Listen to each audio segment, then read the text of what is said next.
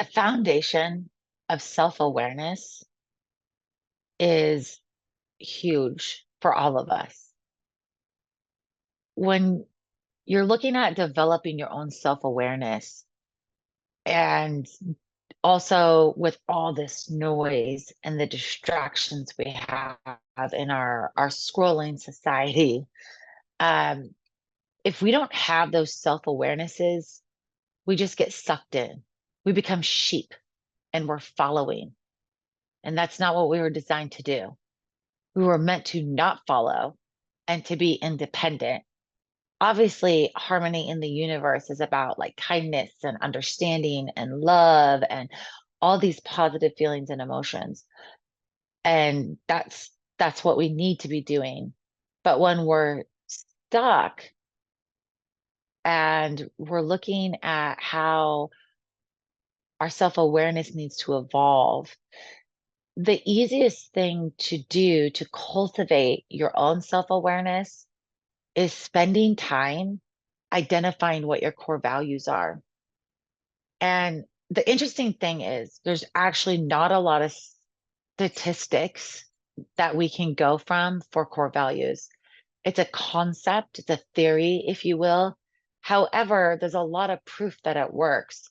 And in the business world, they've measured this a lot based off of company um, in, core values and aligning with the employee core values and the culture it creates. And so, pulling from those statistics, we can see the correlation in the business world. I often actually think I should make a core values assessment so we can kind of measure that of people before they understood their core values and after, and what came out of that in the experience, so that we do have some statistics on it.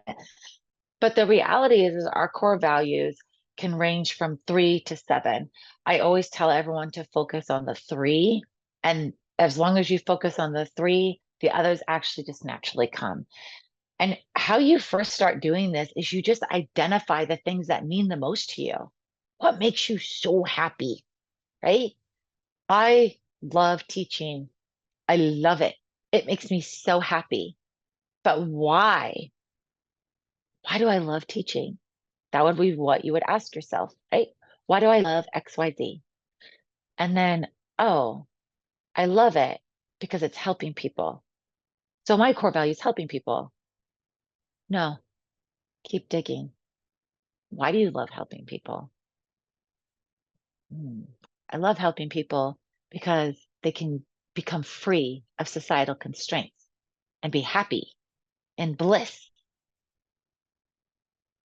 So my core value is freedom. So that's kind of an example of how you would get to your core values.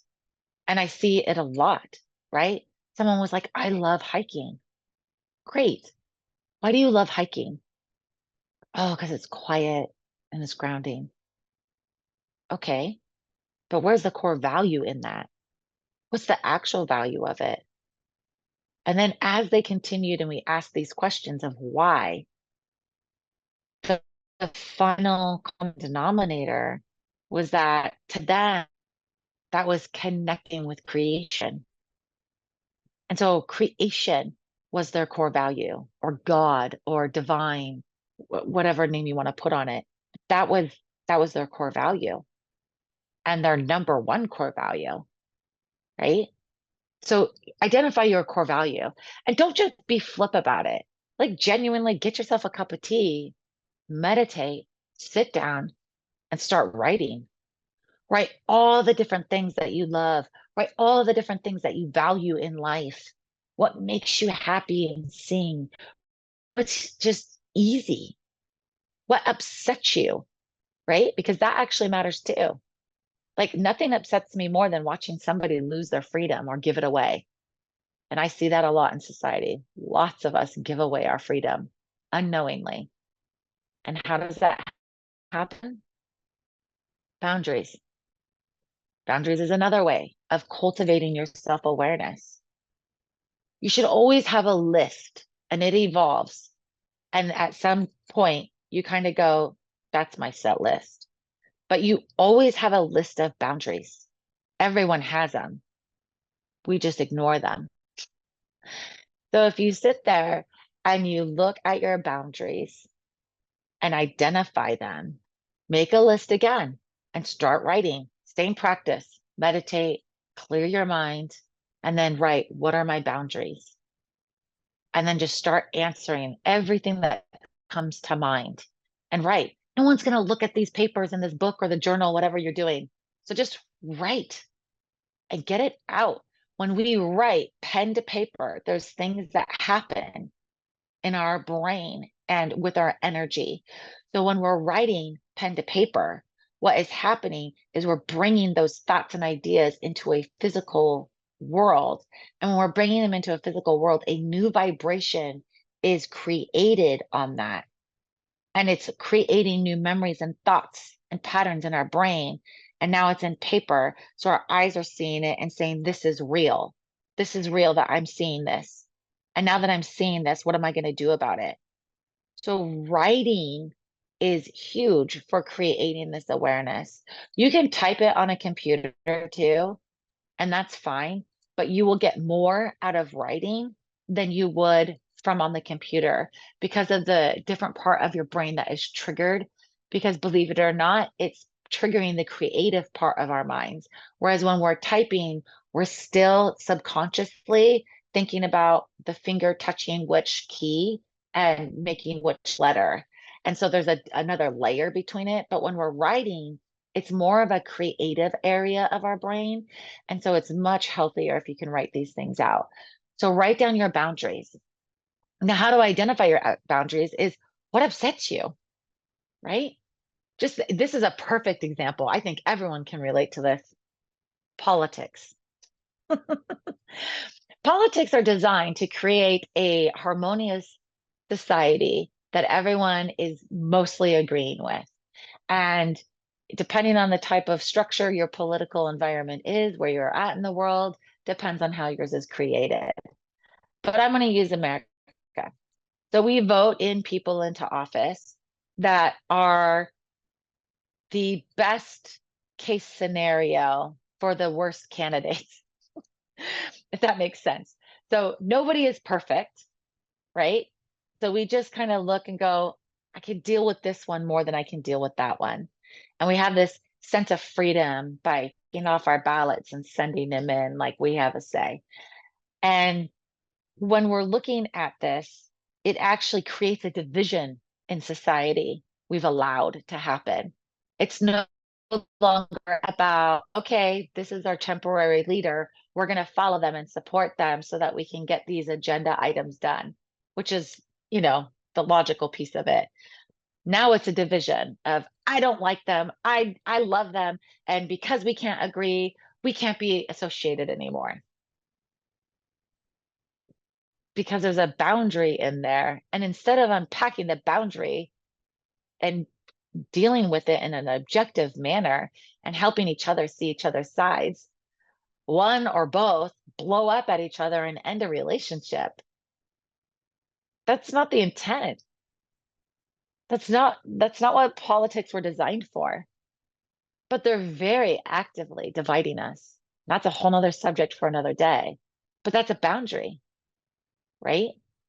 Somebody might go, I think the death sentence is fine. They were a terrible person. They were a miserable human being and they weren't an asset to society. Therefore, they should be hung or whatever the death sentence is, right? Well, what if I don't agree with that? What if every human being, regardless of how miserable they are, should be loved and nurtured? One of those is your side of a boundary. As I explained, both of them, right? You're either for the death sentencing or you're not. And those align with your boundaries. Let's get something a little more realistic. Somebody cuts you off in line, either in traffic or a line at a market, and they cut you off. Well, what's the societal constraint around that? And what's your feeling about it? How'd that make you feel? What was the emotion? What was the physical experience you had from that? That's a really good way to identify a boundary. So when you're writing and journaling about your day, you can very quickly see how you would identify your boundaries easily. Now, another way that I like to cultivate self-awareness in my framework is by identifying your beliefs. And your beliefs are designed around societal constraints of things that you have known and experienced. So a belief comes from your cognition of an experience, of a behavior or interaction, these types of things. So the line scenario, for example, of getting cut off, that behavior is fine in some societies, and in others, you have to be in a queue. That's why there's a queue. And so it's very insulting to others when they have been waiting and you have cut them off. Whereas in other societies, it's hierarchical. It's completely acceptable to get in front of the queue or to crowd something to get what you want because it's either hierarchical. And so by the hierarchy, other people get to go first, no matter how long you were waiting, or it's crowd mongering and it happens off of who can get to the front and your ability to physically maneuver through that, right? There's different society constructs that create this, but when we're looking at our belief, that's where it comes from, this experience. So beliefs can come from past lives, again, utero, DNA, like it is, and it could be a spiritual DNA, it could be a physical DNA, whatever that may be, right? But you have a belief inside you. We go into that in our framework when I'm going through it for everyone, and it dives into who you are and how you perceive reality. Because your perception is, no one has the same perception. I mean, the whole argument of is the sky blue for the amount of answers you can get from that.